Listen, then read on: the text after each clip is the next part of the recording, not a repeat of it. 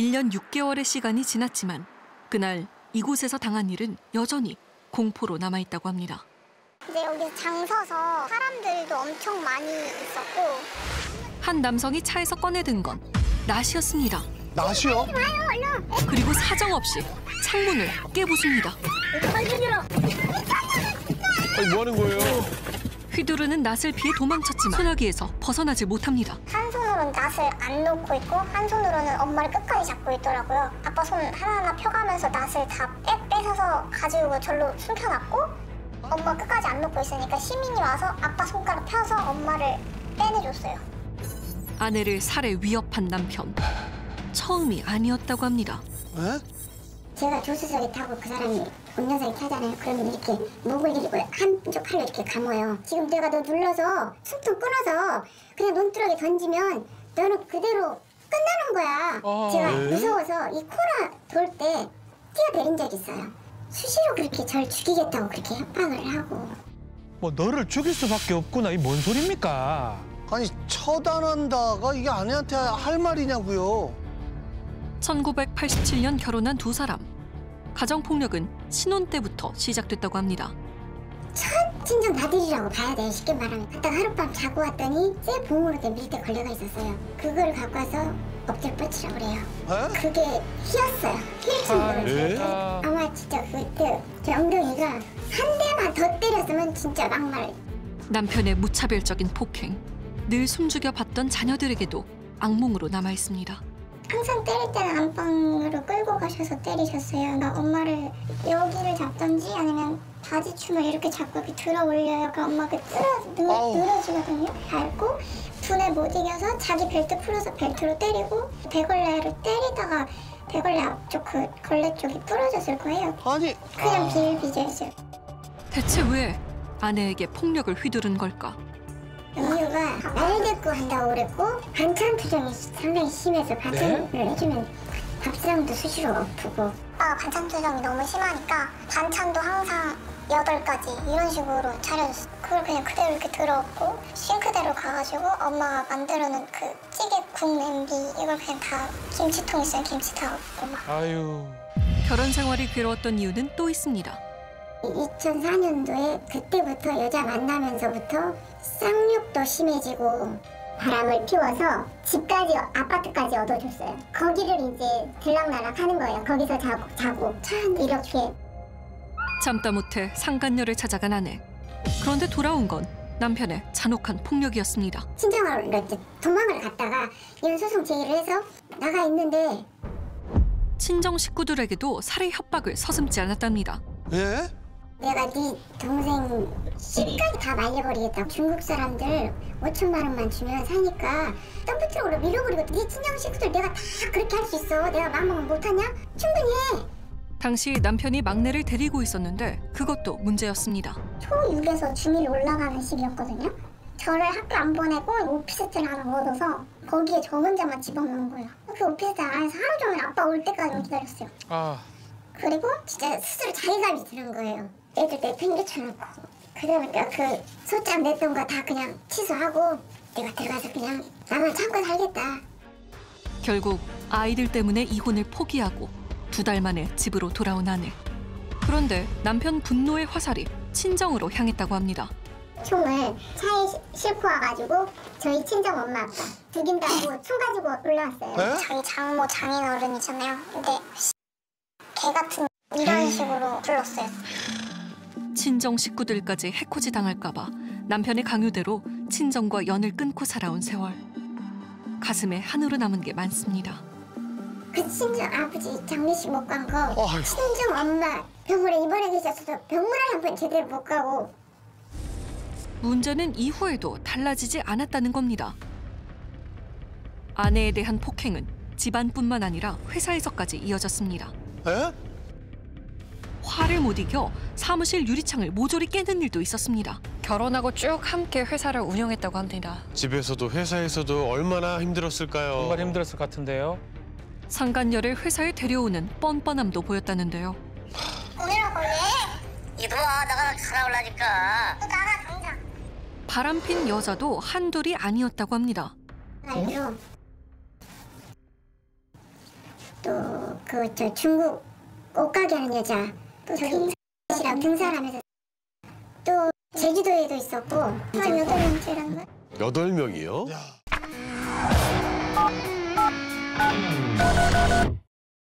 35년 동안 부부가 함께 일군 회사. 시작은 그야말로 가시밭길이었다고 합니다. 일 자체가 천막 일을 하고 길에다가 깔아놓고도 하고 그때는 내 가게도 없었고 제가 이렇게 배가 불러서도 막 주말도 없이 일을 했을 때니까 가서 저녁에 사무실에 혼자 깜깜한데 일하는데 미신 같은 거 일 다 해서 아이들 키우며 악착같이 일했다는 아내. 주변에서도 인정할 정도였답니다. 다행히 노력한 만큼 일이 잘 풀렸고 92년 업종을 바꾸면서 사업 규모도 커졌습니다. 현재 여러 사업장 중 한 곳의 매출액만 연간 200억이 넘습니다. 회사가 커지면서 10년 전부터 두 딸도 함께 일을 했다는데요. 그런데 딸들과 상간녀가 마주치는 일들이 벌어졌다고 합니다. 아빠한테 이제 점심 먹자고 얘기하러 제가 2층에 계단을 올라가고 있었어요. 그 바람난 여자랑 같이 내려오고 계신 거예요. 너무 당황스럽고 놀라서 말이 안 나오더라고요. 그래서 지금 너 여기 왜 있냐? 전 이렇게밖에 말을 못했어요. 그러자마자 아빠가 갑자기 그 상태로 계단에서 저를 밀치면서 저 멱살을 잡고 사정없이 그냥 거기서 때렸어요. 저를. 현장 사람들이 신는 안전화랑 안전모가 있거든요. 거기서 잡히는 대로 잡아서 안전하러 저를 머리 내려 찍고 분에 못 이겨서 옆에 있던 소화기 들어서 소화기를 저한테 던지고. 아니 상간녀를 옆에 두고 지금 자녀를 때리는 거예요? 딸을 저렇게 때리는 것 자체가 말이 안 됩니다. 그런데 잠시 뒤 탕비실에서 칼을 들고 나옵니다. 칼을 들고 왔어요. 치칼 들고 나오셔가지고 저희 그냥 찔러 죽이겠다고 하면서 한테 막 달려가는 거예요. 그런데 상간녀는 오히려 당당했다는데요. 야, 네 남편? 그래! 내가 내 남편 찍었지 내가 왜 약했니? 저한테 이러더라고요. 너무 당당해요. 이게 끝이 없으면. 그래서 그냥 차라리 그때 칼로 아빠가 나 찔러버렸으면 좋겠다라는 생각도 했어요. 딸들에게 씻을 수 없는 상처를 남긴 아버지. 용서가 안 됐지만 문제 삼지는 못했다고 합니다. 경찰에 와서 이거 정식 접수를 해라. 가족끼리 다 되니까 그냥 넘기자 그랬고. 그렇게 돼서 또 그 사건을 정식 접수를 또 못했어요. 그런데 얼마 뒤 또 말도 안 되는 꼬투리를 잡아 분노하는 일이 있었답니다. 얘가 결혼식하고 그 축의금을 정산한 축의금을 제가 아마 구석에다 넣어놓고 얘 통장에다 넣어준다고 해놓고 잊어버린 거예요 제가. 근데 제가 회사에서 몰래 그 돈을 횡령에다 넣어놨다고. 이 뭐 5만 원짜리 이렇게 뭉치로 이렇게 고무줄로 다 묶어져 있으니까. 어허. 이게 무슨 짓거리야 너 지금? 너 도둑질하냐? 그거 축의금 저 넣어줘야 되는 거 그거 안 준 거야. 내가 칼로 배지 찢어 죽여버리려니까. 남자 죽여버린다니까. 너 진짜 조심해라. 해? 너 앞으로 쭈그러지 마. 그날로 회사에서 아내의 책상을 빼버리고 집 비밀번호도 바꿔 들어가지 못하게 차단했다는데요. 이야. 거기를 지네 둘이 살겠다고 그 여자를 데리고 등록해놨던 자동차 관리소에 가서 우리 거 다 빼고 지 둘이 타고 다니는 차 등록을 해놨어요. 에이 참. 짐이라도 챙겨가려고 열쇠공을 불러 집에 들어갔는데 눈앞에 펼쳐진 광경에 놀랄 수밖에 없었답니다. 아니 저게 다 뭐예요? 옷을 다 찢어놨대요. 와. 이게 칼자국이에요. 이렇게 칼로 면도 칼로 다. 화가 나면 앞뒤 가리지 않고 폭력성을 드러냈던 남편. 그 끝을 보여준 건 22년 9월에 일어난 낮 사건이었습니다. 그날 집에서 상간녀와 함께 나오는 모습을 자식들이 우연히 보고 따져 묻자 엄마를 부르라고 했다는 겁니다. 아버지 차가 여기 서 있어서 잘 따라오라 하셔서 같이 출발을 했는데 아버지가 여기에서 차를 바로 이탈을 하시고 차를 이쪽 등에 세우셨어요. 폭력을 휘두를까 두려워 경찰에 신고를 하는데 그때 엄마도 차 때려 부순다. 도로에 도로. 차 부순다. 저 근데 낫을 왜 갖고 다니는 거예요? 말이 돼요? 아유. 와. 필사적으로 도망치는 아내를 붙잡은 남편. 사람들이 말려도 손을 놓지 않습니다. 여기 잡으셨는데 거기서부터 제가 더 기억이 안 나요. 특수 협박과 폭행 등의 혐의로 체포된 남편. 불구속 기소로 하루 만에 나온 그는 가족들을 협박했습니다. 고소 취하지 않으면 손자들 앞길까지 맞겠다. 이거 협박죄로 처벌받을 수 있는데요. 10년 동안 함께 일해온 두 딸도 해고했습니다. 35년 동안 모든 걸 참고 감내해온 아내는 결국 이혼 소송을 제기했는데요. 남편에게 돌아온 건 원망과 연을 끊자는 말뿐이었습니다. 지금 이 상황이 전부 아내 탓이라는 거네요. 적반하장이죠. 자녀들이 메시지 받고 기가 막혔을 것 같아요. 그런데 지난해 8월 낯을 휘두르고 아내를 폭행한 남편에게 집행유예가 선고됐습니다. 이게요? 그냥 막 눈물밖에 안 났어요. 아무도 우리 안 도와주는구나. 그때 심정이 차라리 그때 낫에 내가 맞을 걸. 그럼 이 상황 끝났을 텐데 이 생각도 들었어요. 남편과 연락이 닿았습니다. 여보세요? 제가 사업을 하는데요. 우리 집사람이 공금을 횡령을 하고 그 해명을 못 하니까 집을 나가버리고 저보고는 바람 폈네 하고 집을 나가버리는 거예요. 사업하는 사람이 술집에 가서 술 먹고 접대 안 합니까? 가족이 상간녀로 지목한 여성에 대해서도 입장이 달랐습니다.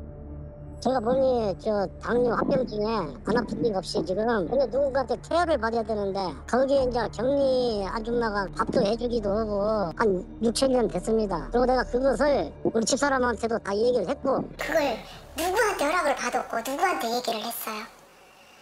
그 여자를 만나면서부터 더 사람이 악질적으로 변해갔어요. 더 포악해지고 난폭해지고 여자를 만나는 걸 저희한테 왜 숨겼으며 왜 몰래 데리고 왔으며 그건 말이 안 되는 거잖아요.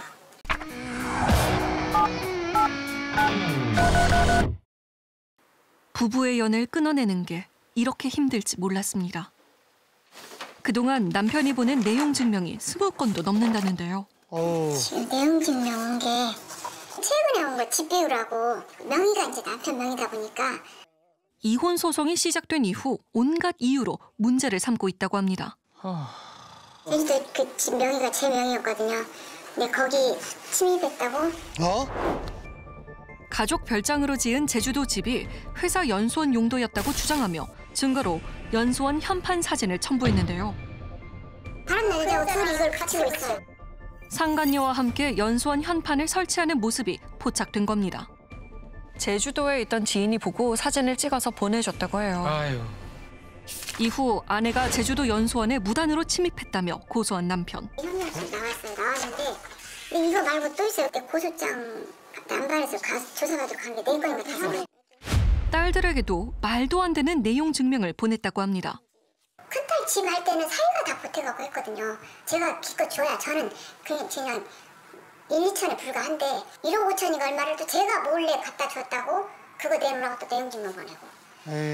사위도 황당한 일을 당했다는데요. 저희 회사 지게차에 남는 게 있어가지고 쓰신다고 해서 이제 드렸는데 좀 쓰시다가 이제 안 쓰고 이제 방치된 것 같아요. 지난해 12월 빌려드렸던 지게차를 돌려받기 위해 전화 통화를 한 사위. 저희 거 그 1톤 전동 지게차가 있거든요. 가져가거라? 그게 저희 게 아니라 저희 거래사 건데 갖다 줘야 될 것 같아가지고 가져가. 이후 지게차를 싣고 왔다는데요. 그런데 한 달 뒤 지게차 보관료를 청구해왔다고 합니다. 그동안에 보관했었다 무단으로 그 돈 내라 이렇게 온 거죠. 참. 황당하죠. 이렇게 되면 저는 이제 사용료를 달라고 해야죠. 남편 박 씨는 왜 그런 걸까? 그거 사실이 아닌 거 내용 증명 보내면 하나도 없어요. 법적으로 제가 그럼 누구 찍어야 되겠죠? 입만 열면 거짓말을 하니까 우리는 다 아는데 외부 사람들은 다 모르죠. 그 진짜인 것처럼 말하니까 다 믿는 것 같아요. 사람들은. 남편 박 씨는 바람을 피운 건 오히려 아내라고 주장했습니다. 우리 집사람이 바람을 핀다는 소리를 또 이 사람 저 사람들이 모텔에서 나왔다는 소리를 저한테 해주고 사위에게 입에 담기도 어려운 험담을 하기도 했답니다. 장모가 어떻게 생겼고 이 장모가 누구한테 대주고 이런 식으로 자기 사위한테 제 남편한테 얘기를 막 하는 거예요. 엄마가 바람핀 걸 본 적이 있다는 사람한테 그럼 전화를 걸겠대요. 무슨 부동산인가 싱가포르 이렇게 해줬으니까 거기에 전화번호 뜬 거 제가 그래서 번호를 제 핸드폰에 저도 저장을 해놨어요. 뜨는 거예요. 끊임없었던 외도와 폭력. 그 악순환의 고리를 끊어내기 위해 이혼 소송을 했지만 1년 6개월 동안 재판은 한 번도 열리지 않았습니다. 재판 날짜가 잡혔는데 그만큼 준비를 했으니까 답변을 했을 거 아니에요. 하루 전날 한 건을 돈을 더 거기다 얹어요. 청구 취지 변경을 해서. 그러면 또 한 2달이 미뤄져요. 또 재판 날짜가 되니까 또 다른 거를 갖다가 또 얹어서 청구 취지 변경을 또 해요. 이야.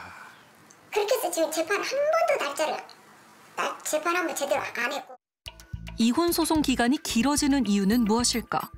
고소나 내용 증명을 보내서 어떤 법적으로 속된 말로 먹히지 않는다고 하더라도 일단은 사람이 일상생활을 하면서 그런 것들을 받게 되면 정신적으로 소모가 되니까요. 정신적으로 말려 죽이겠다. 그 다음에 두 번째로는 재산 분할을 시작해야 하는데 동등한 비율에서의 이혼을 원하고 있는데 씨께서는 뭐 아예 지분이 없는 기여도가 없는 것처럼 얘기하고 계시니까요. 35년 동안 참고 견디며 쌓아올린 모든 걸 잃어버렸지만 주저앉을 순 없었습니다. 생계를 꾸려가기 위해 딸들과 함께 작은 회사를 차렸는데요.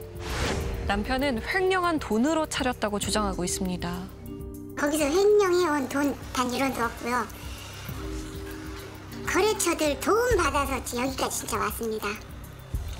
그리고 저기 막내딸 집 담보로 잡혀서 대출도 받았고 또 아는 지인이 또 돈을 좀 일부를 빌려줘서 그 돈을 갖고 또 영업하는 데 썼고. 모든 게 무너진 듯 막막했지만 서로를 의지하며 힘을 내고 있습니다. 엄마랑 언니가 하던 업무를 좀 배워서 하고 있어요. 어떠세요? 힘들진 않으세요? 힘들죠. 힘들어도 해야죠. 생계가 달려있으니.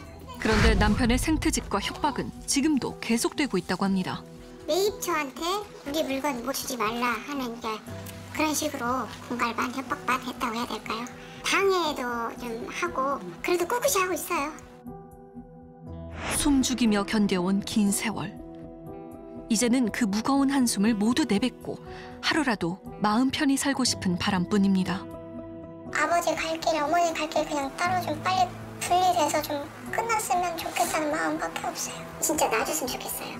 2달 먹고 편하게 좀 살다가 뭐 하루를 살든 이틀을 살든 그렇게 살다